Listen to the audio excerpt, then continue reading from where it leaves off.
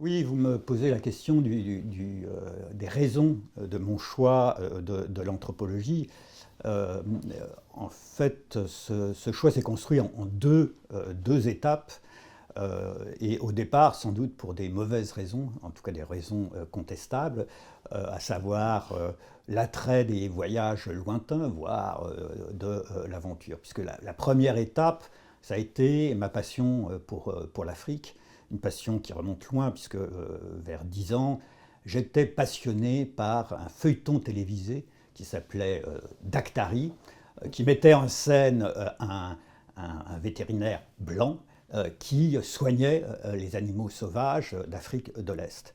Alors, ceux de ma génération qui ont vu ce feuilleton vont sourire. Moi, j'ai un peu honte d'en faire quasiment le point de départ de ma vocation anthropologique, parce que ce vétérinaire blanc, c'était le énième avatar de Tarzan qui, même si il ne parlait pas aux animaux, les comprenait, les soignait, tandis que les Africains étaient relégués au second plan, voire disparaissaient presque complètement par rapport aux héros blancs, aux sauveurs blancs. Mais à 10 ans, évidemment, je ne voyais pas tous ces stéréotypes et ces défauts. Je voyais des paysages fantastiques, des animaux extraordinaires. Qui, à 10 ans, n'est pas fasciné par les animaux? Et donc, avec mon frère, qui était tout aussi fan de ce feuilleton, on a poussé nos parents à nous emmener en Afrique de l'Est pour voir ces fameux animaux sauvages. Mes parents ont accédé à cette demande, mais avec quelques années plus tard quand même, puisque on part donc en famille en Afrique de l'Est quand j'ai 14 ans.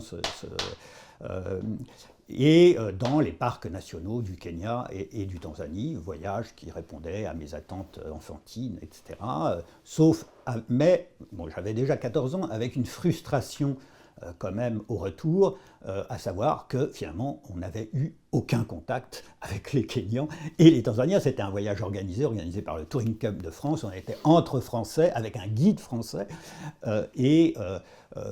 voilà, il y avait cette frustration au retour. Et donc 2 ans plus tard, nouvelle tentative de voyage en Afrique. Cette fois, donc j'ai 16 ans. Cette fois, c'est moi qui planifie un voyage familial toujours, hein, au Rwanda et au Zaïre, non organisé.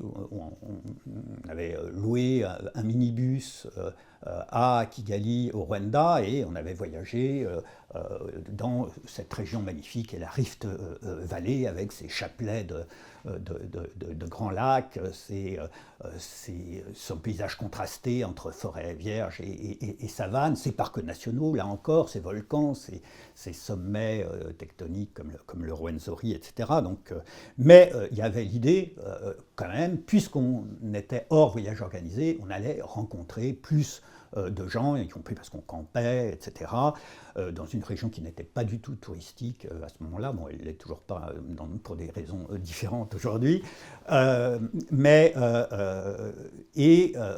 Sauf et dans cet esprit, en fait, j'avais appris plus que quelques mots de Swahili, la langue véhiculaire de la région. Je vais acheter un petit dictionnaire Kiswahili ou Kirwandais, plus un petit manuel genre Belin anglais Swahili avec des formules que j'avais apprises par cœur dans l'idée de pouvoir tenir des conversations, des bribes de conversation avec les gens. Mais bon, tout ça était bien naïf, parce que finalement, bon, on a eu plus de contacts, bien sûr, que le voyage précédent, mais on a eu très peu de contacts, tout simplement parce que arriver en famille dans un minibus avec du coup l'étiquette touriste collée sur le front, et ça ne poussait pas les gens à la rencontre, et ce n'est pas mes rudiments linguistiques qui allaient changer quoi que ce soit. Il y avait un troisième phénomène qui a joué, je pense, c'est le contexte politique. On était encore sous Mobutu, sous le régime unique, et en fait, dans cette région, les Aïrois regardaient les étrangers avec une certaine prudence, voire suspicion, et du reste, pendant ce voyage, on a eu quelques problèmes avec la sécurité intérieure zaïroise. Donc, nouvel échec de ce point de vue, hein, encore paysage magnifique, ou bon, souvenir magnifique au niveau, mais finalement pas les contacts qu'on aurait souhaité avoir avec les gens. Donc troisième tentative de voyage en Afrique, cette fois hors famille. Je viens d'avoir 18 ans, je viens de passer mon bac, et on part à trois avec deux amis de lycée, cette fois en Afrique de l'Ouest, un peu en routard, comme on disait à l'époque, en traversant le Sahara et en prenant des taxis-brousses pour traverser le Niger, la Burkina, et pour arriver au Mali, où je découvre pour la première fois le pays d'Ogon, qui était déjà une destination touristique renommée, y compris pour le guide du routard, même si ce n'était pas encore le grand rush touristique des années 90. Et là, au moins, on a eu plus de contacts. Enfin, on était parti. Alors là, les animaux, les parcs nationaux, c'était plus notre objectif. C'était encore là, naïvement, la découverte des cultures africaines, la rencontre avec les gens. Et de fait, on a eu beaucoup plus de rencontres à ce moment-là, de gens qui nous ont vraiment accueillis. Je pense qu'aussi notre jeunesse, on avait tous les 3, 17, 18 ans à jouer, ça intriguait les gens, et ils venaient plus facilement vers nous, voir qu'est-ce que faisaient ces jeunes baroudeurs, entre guillemets. Mais c'est ce voyage qui a été le coup de foudre, dans mon cas, pour le pays d'Ogon. Alors pas en raison d'une vision romantique, moi j'ignorais pratiquement tout à l'époque des travaux de Griaule, de la cosmogonie d'Ogon, etc. C'était plutôt le paysage magnifique qui rompait un peu avec la monotonie de certaines régions de la zone soudano-sahélienne un peu plane, bon, un relief accidenté. Et puis, on avait été très bien accueillis en pays d'Ogon.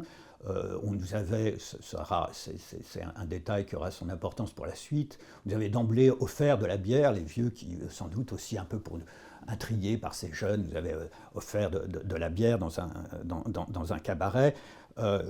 Et donc, je suis retourné toujours en touriste. Hein. Là, à l'époque, j'endosse les habits de touriste. Je suis retourné régulièrement en Afrique, tous les 2 ans ou tous les ans, en 83, en 81, 83, 84, avec des moyens de transport de plus en plus lents, le vélo, le cheval, mais avec toujours comme destination finale ou principale le pays d'Ogon. Et entre-temps, j'avais entrepris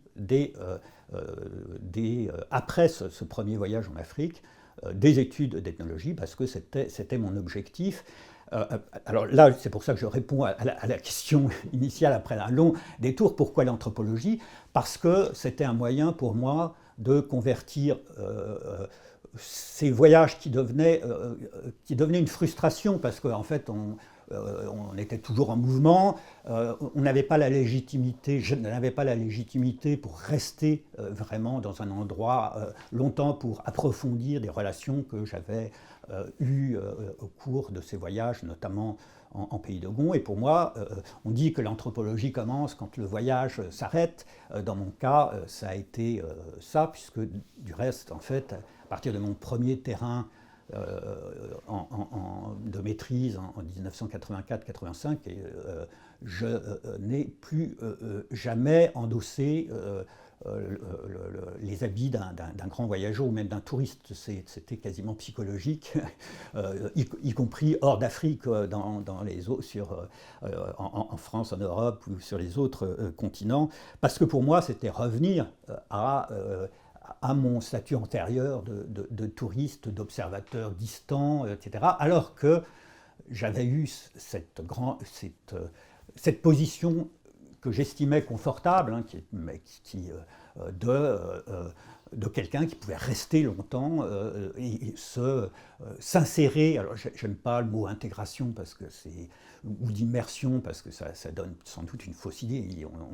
On ne devient pas Dogon en restant longtemps sur le terrain, mais on s'intègre dans des réseaux de relations, d'affinités avec les gens au fur et à mesure, et c'est quelque chose que je recherchais et que l'anthropologie me permettait de faire. Donc, pourquoi le pays Dogon? J'ai un peu répondu. J'avais pas une vision romantique ni héroïque en fait du terrain, mais peut-être qu'on y reviendra justement en parlant de mon terrain. Sur ma formation, donc, j'ai commencé des études en prévision d'une formation en ethnologie, mais à l'époque, on ne commençait pas son cursus directement en ethnologie, donc j'avais fait un doc de sociologie à Paris 5, avec évidemment des cours d'anthropologie, mais à partir de la licence, je me suis réorienté vers Nanterre, qui avait une très bonne réputation, qu'il a encore, je pense, au niveau de sa formation en ethnologie ou en anthropologie. J'ai fait donc tout mon cursus ensuite jusqu'à la thèse à Nanterre, avec comme directeur de thèse Alfred Adler, qui était à l'époque au CNRS, après il est parti à l'EPHE, mais il donnait des cours notamment d'anthropologie politique à Nanterre à cette époque. Donc c'est des cours que j'avais suivis, et c'est un peu aussi pour ça que je l'avais choisi comme directeur de thèse, parce que cette orientation politique, qui n'est pas si évidente dans ma thèse d'ailleurs, mais le sera par la suite. En tout cas, voilà, c'était l'anthropologie politique, c'était un domaine qui m'intéressait. Et autre raison, c'est que Alfred Adler, qui avait travaillé sur les Mundang du Tchad, avait travaillé avec quelques autres collègues sur ce qu'on appelait les royautés sacrées, avec Jean-Claude Muller, mais aussi avec Michel Izard, Luc Deheusch, et que c'était un sujet qui m'intéressait, puisque j'avais l'équivalent de ces rois sacrés, entre guillemets, en Pays Dogon, à travers la figure du Hogon.